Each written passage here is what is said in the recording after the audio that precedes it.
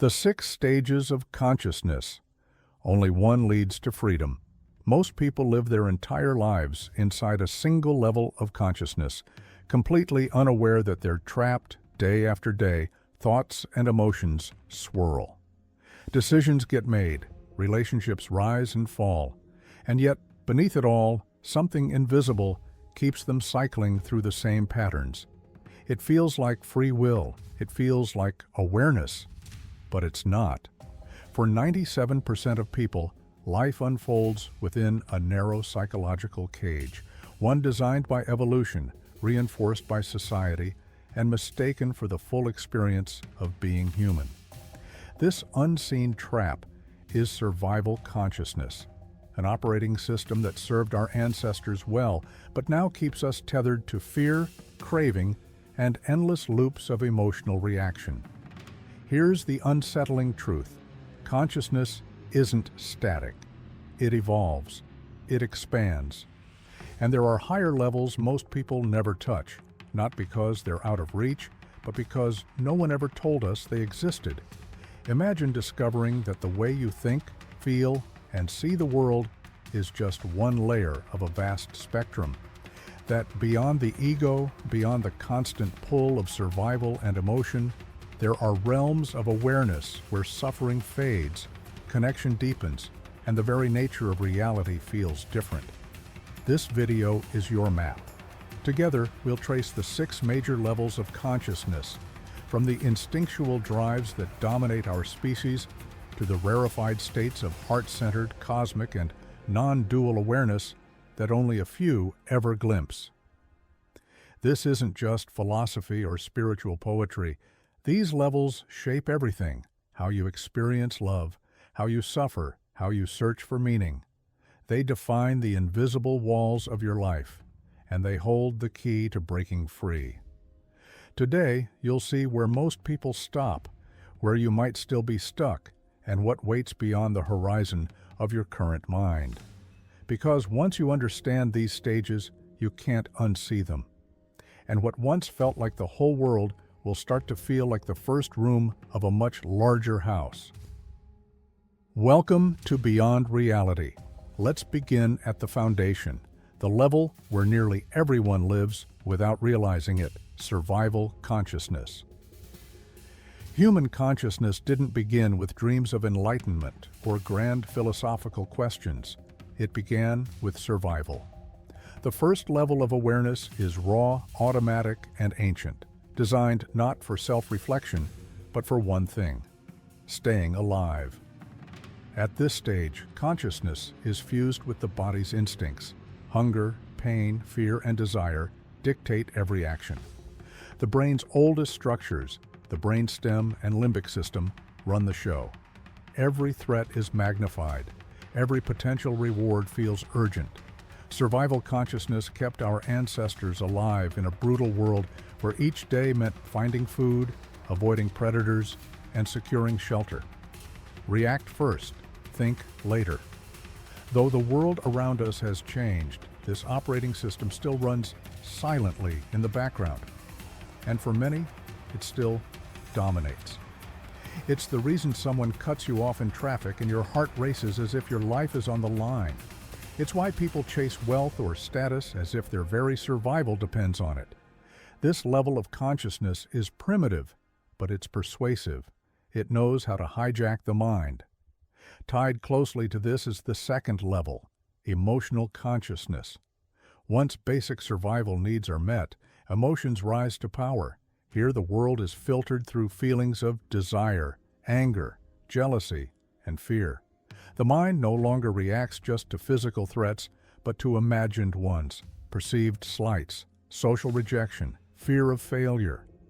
The emotional brain pulls from memories and traumas, keeping the individual locked in cycles of reactivity.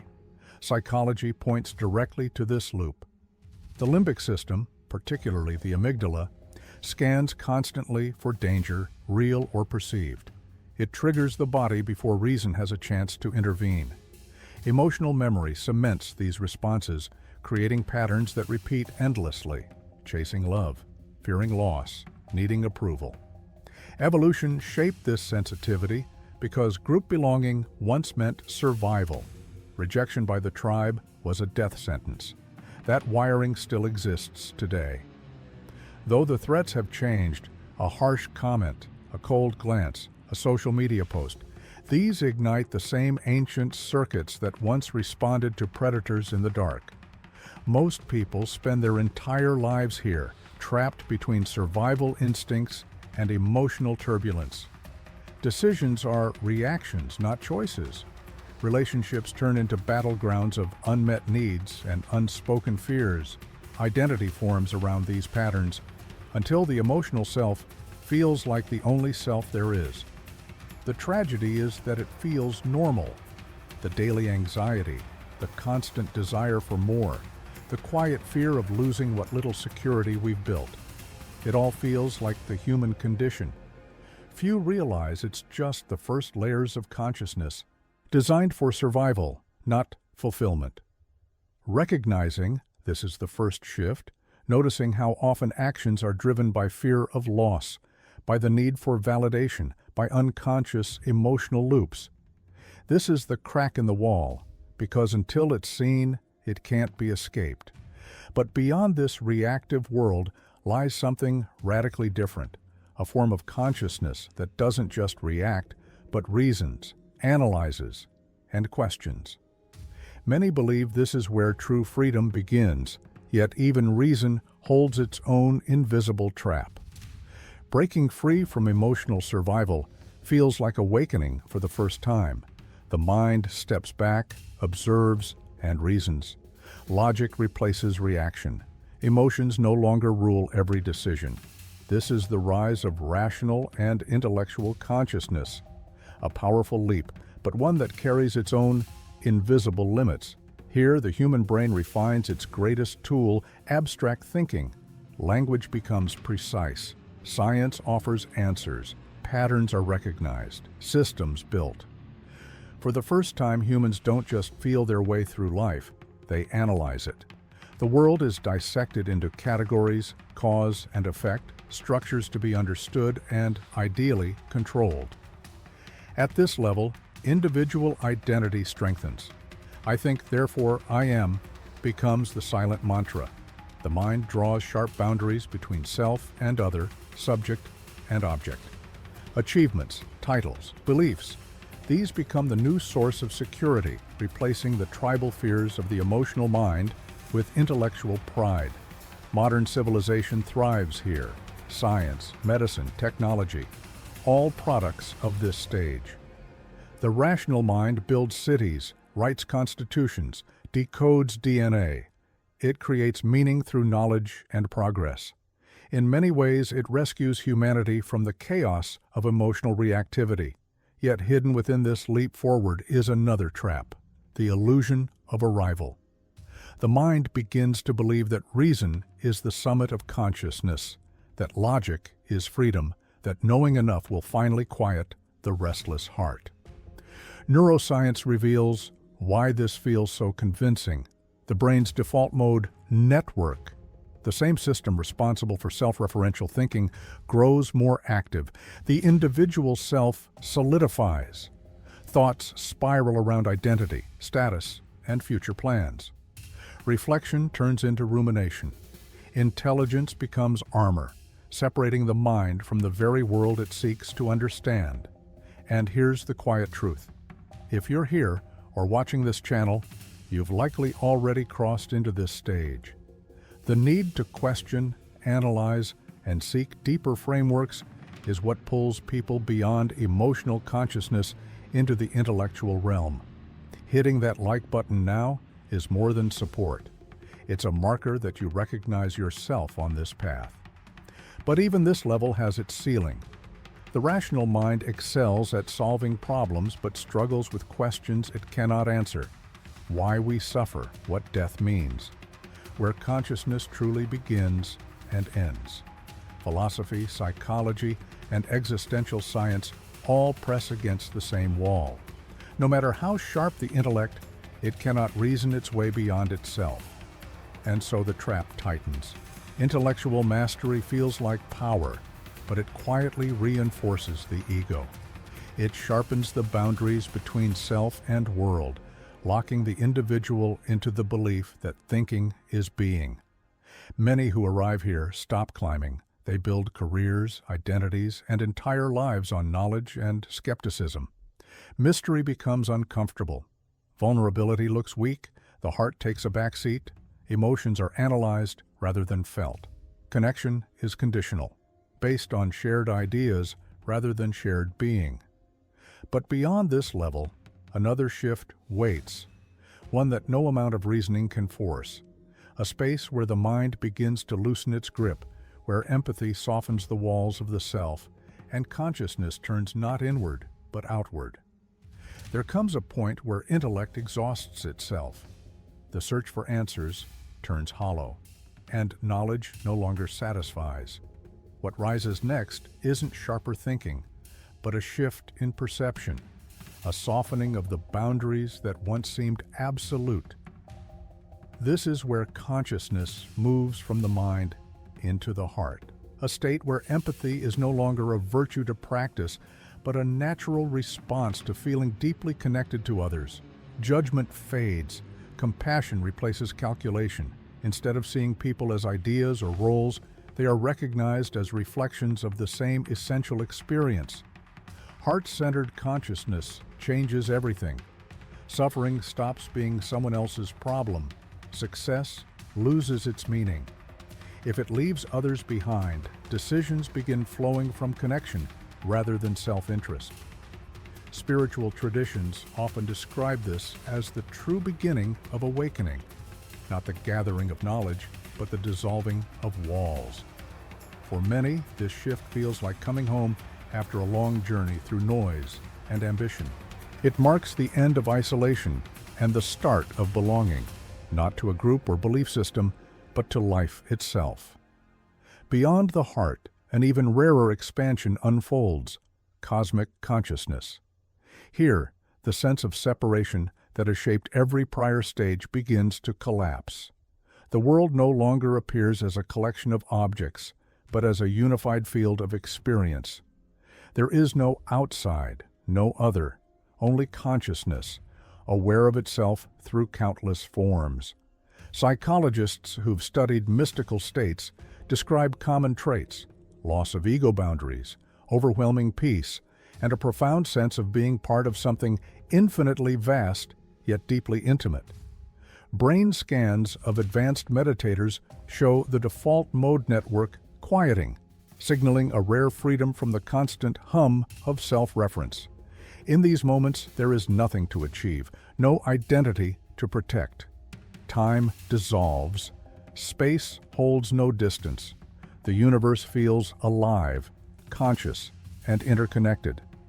And for the first time, the mind stops searching because there is nowhere left to go.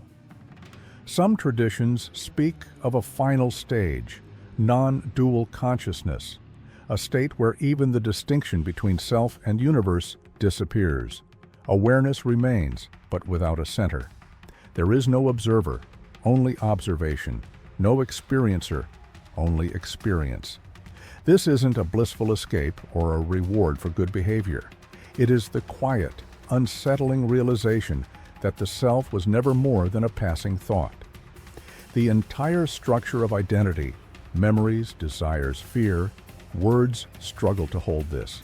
Descriptions fall short because language belongs to the world of separation. Non-dual consciousness is not an altered state. It is what remains when all states fall away. Few reach this level, but its existence changes the path for everyone who senses it. Because once the possibility is known, the old games of status, survival, and certainty lose their grip. What once felt like the peak reveals itself as a stepping stone. There is no map beyond this point, no techniques, no steps to follow, only the quiet pull toward what has always been here, waiting beneath the noise. There is one truth rarely spoken on the journey through consciousness. Reaching higher states doesn't mean you stay there. These moments of awakening, whether through meditation, psychedelics, or a sudden shift in perception, feel permanent when they arrive. Boundaries dissolve. Everything makes sense.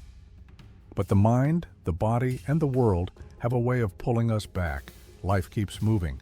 Bills still come due. Arguments still happen. Old wounds resurface. And slowly, without noticing, it's easy to slip from unity back into separation, from spaciousness back into survival. This is the nature of consciousness. It cycles: expansion, contraction, clarity, forgetting. No stage is guaranteed, no level permanent. And this is where the most subtle trap waits. Many who've glimpsed the heights start mistaking the memory of transcendence for the thing itself.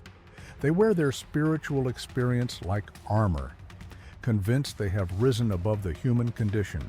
Words like detachment, oneness, or enlightenment become shields, not truths. The ego reforms, this time dressed in spiritual language. It's called bypassing for a reason.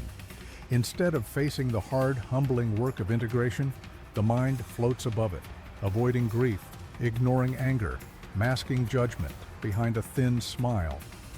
But real transcendence doesn't reject the lower levels. It circles back through them, again and again.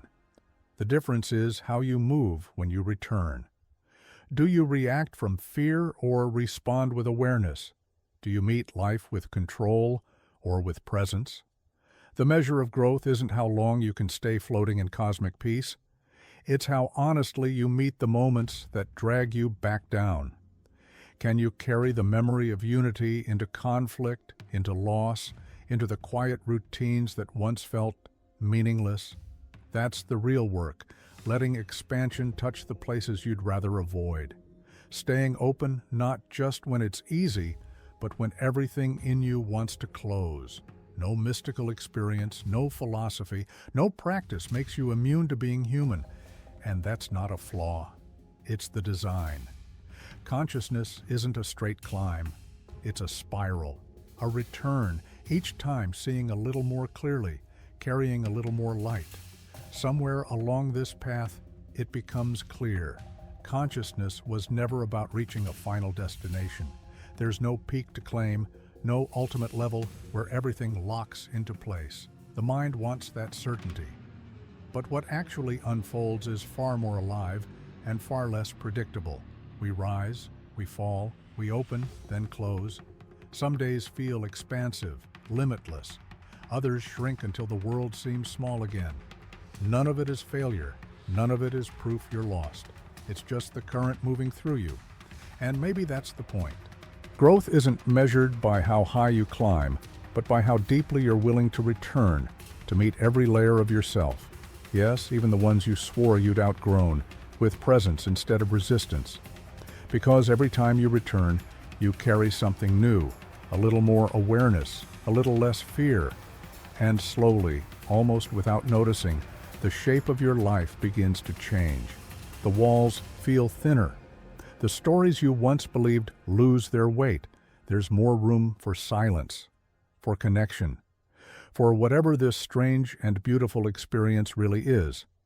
That's the pull of this work, not toward perfection, but toward something far more human and far more real.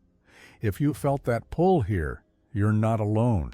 This space exists for seekers like you, curious enough to question, open enough to keep going. You're welcome here. Stay connected. Subscribe if it feels right. There's more ahead, much more.